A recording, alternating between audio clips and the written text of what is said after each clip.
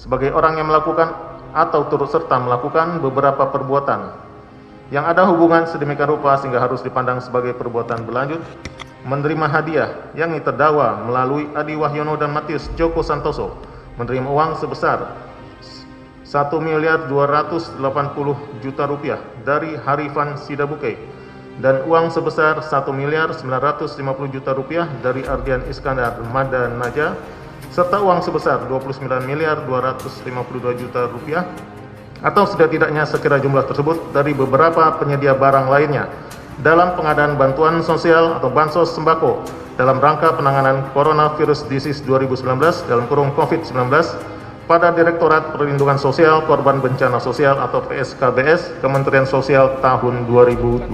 Yang kita pertentangkan itu, kita masalahkan itu ketika KPK hanya menuntut 11 tahun, padahal sementara di sana ada yang memberatkan karena tidak mengakui.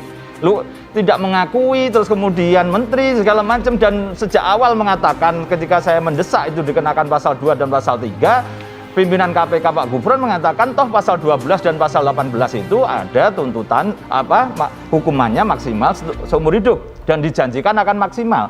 Nah, perkataan itulah yang sebenarnya kita tuntut kepada KPK. Kenapa tidak berani menuntut seumur hidup? Itu loh yang urusannya semata-mata itu. Dan kedua, kalau dari masyarakat itu kemudian mengajukan gugatan ganti rugi, itu kan korban. KUHAP kita kan memang ngatur. Memang selama ini masih korban penganiayaan sama termasuk korban kecelakaan yang sudah bisa digabungkan dengan pidananya. Saya kira kreativitas teman-teman itu korban korupsi bansos mengajukan gugatan yang dibarengkan dengan perbuatan pidana pelakunya sah-sah saja. Soal hakim tidak mengabulkan urusan lain. Hukum acara kita ada kok di situ. Jadi satu hal itu yang saya kira Pak Magdir harusnya dipahamkan juga kepada masyarakat. Ini fakta hukumnya begitu gitu loh. Saya sudah ingatkan sejak awal kepada para menteri Kabinet Indonesia Maju, jangan korupsi. Sudah sejak awal. Dan juga terus-menerus saya sampaikan untuk menciptakan sistem yang menutup celah terjadinya korupsi. Oleh sebab itu juga berulang kali saya mengingatkan ke semua pejabat negara, baik itu menteri, gubernur, bupati, wali kota, dan semua pejabat untuk hati-hati dalam menggunakan uang dari APBD kabupaten kota, APBD provinsi, dan APBN. Itu uang rakyat. Apalagi ini terkait dengan bansos, bantuan sosial dalam rangka penanganan COVID dan pemulihan ekonomi nasional. Bansos itu sangat dibutuhkan oleh rakyat. Kita semuanya percaya KPK bekerja secara transparan, secara terbuka, bekerja secara baik, profesional, dan pemerintah akan terus konsisten mendukung upaya pencegahan dan pemberantasan korupsi.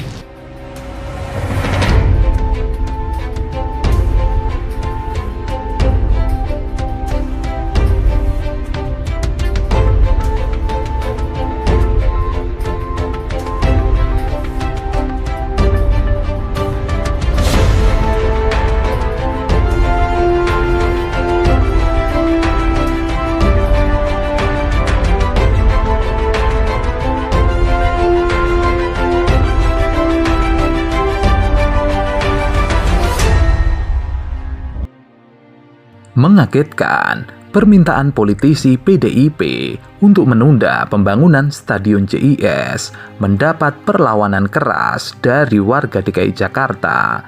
Salah satunya datang dari akun Persija Insight.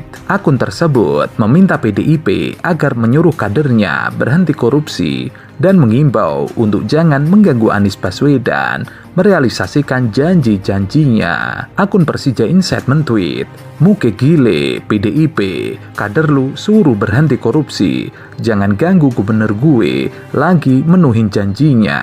Protes Persija Insight didukung warga lainnya. Bahkan ada yang menduga penundaan proyek JIS hanya akal-akalan untuk menjatuhkan Anies Baswedan. Minta diundur nanti saat Pilpres, bilang proyek Anies mangkrak. cara-cara kotor. Kalau tingkat nasional, PDIP itu nggak bilang berani refocusing ibu kota baru, kereta cepat Jakarta-Bandung, atau bahkan cat ulang pesawat kepresidenan.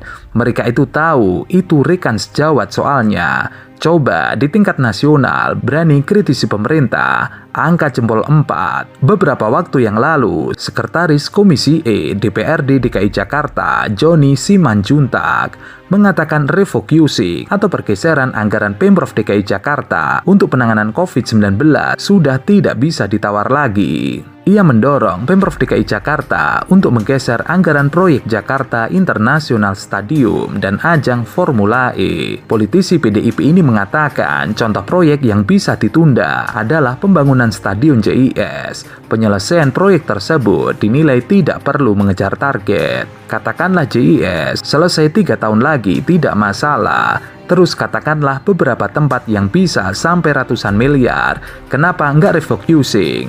Yang menurutnya masih bisa ditunda. Namun Anies Baswedan sudah refocusing anggaran untuk penanganan COVID-19. Saat teman-teman dari Joni Simanjuntak rame-rame bancaan korupsi bansos, berbeda sekali dengan Anies Baswedan yang fokus dalam penanganan COVID-19, kemudian terlihat hasilnya. Sebelumnya diberitakan, Gubernur DKI Jakarta Anies Baswedan mengatakan pihaknya sudah menganggarkan 604 miliar untuk program bantuan sosial tunai bagi warga terdampak pandemi virus corona. Dari Pemprov DKI Jakarta, transfer akan dilakukan besok melalui rekening penerima, sehingga mereka akan langsung bisa menerima di rekeningnya masing-masing. Kemudian ada bantuan yang nanti akan disalurkan juga melalui Polda dan melalui Kodam. Berdasarkan halaman resmi Corona Jakarta GOID, ada 2 skema penyaluran bansos tunai bagi warga DKI Jakarta. Pertama, penyaluran yang dilakukan oleh pemerintah pusat. Alokasi dana bersumber dari anggaran pendapatan dan belanja negara dan disalurkan lewat PT Pos Indonesia. Kemudian, skema kedua, penyaluran dilakukan oleh pemerintah Provinsi DKI Jakarta yang menggunakan alokasi dana di APBD. Pada skema ini, bansos tunai akan disalurkan melalui rekening Bank DKI Jakarta sebesar 300.000 per bulan. Anies menjelaskan, berdasarkan data Pemprov DKI Jakarta, ada 1.844.000 orang yang masuk dalam daftar penerima BST.